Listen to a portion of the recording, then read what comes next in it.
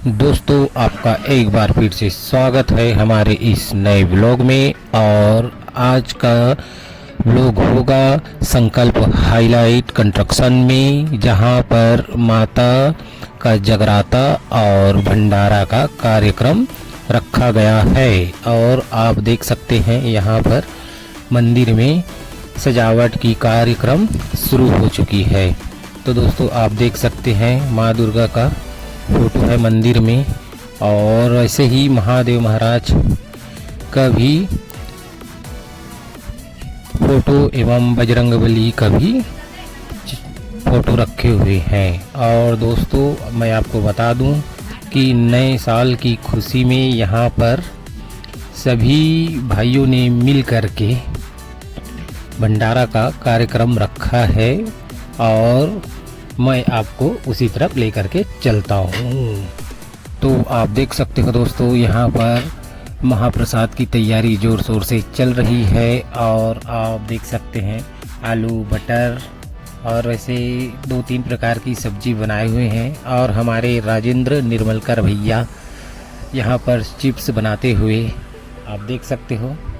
यहाँ पर सब्जी की तैयारी भी अच्छी से हो रही है, और आपको आगे दिखाते हैं जहाँ पर सभी महिलाएं बैठ कर के पूड़ी छान रही हैं।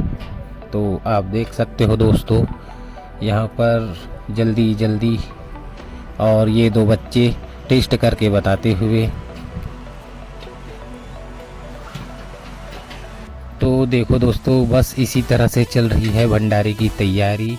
और आपको बता दूं कि वहाँ पर जित्तू भैया माता की जगराता के लिए अभी अनाउंस करने वाले हैं, जो 5-10 मिनट बाद आप सभी लोग मिल करके माता की भजन सुनेंगे। दरबार में आने की आवाज़ करेंगे, क्योंकि समय बहुत विलंब हो चुका है। तो समय को देखते हुए सभी से आकर के माता का भजन को प्रारंभ करने की आवाज़ करेंगे। बोल दुर्गा मैया की जय।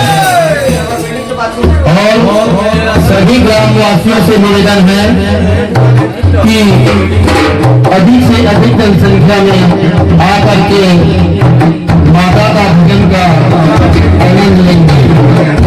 बोल दुर्गा मैया की जय। तोरे माया के मारे भुवना छोड़ा नहीं तो भावे हो माँ। तोरे माया के मारे भुवना छोड़ा नहीं तो भावे हो माँ। तोरे माया के मारे भुवना छोड़ा नहीं तो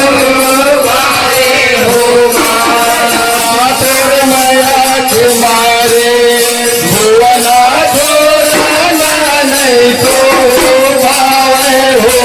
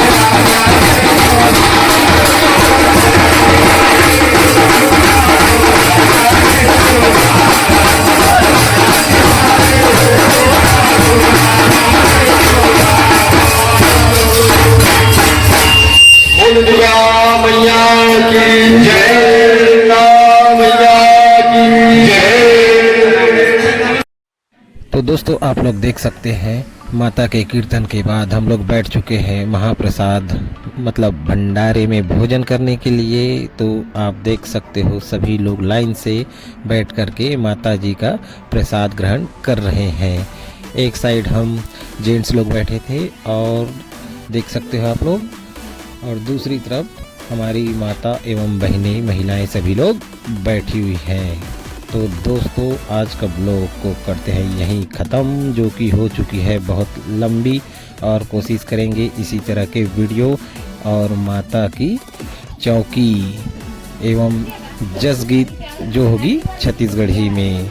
तो मैं दिल से धन्यवाद करना चाहता हूँ राजेंद्र निर्मलकल भैया जी को और जित्तू वर्मा जी को एवं सभी सहयोगी गण जय बजरंग सेवा समिति डुडुड़गांव पुणे महाराष्ट्र के। तो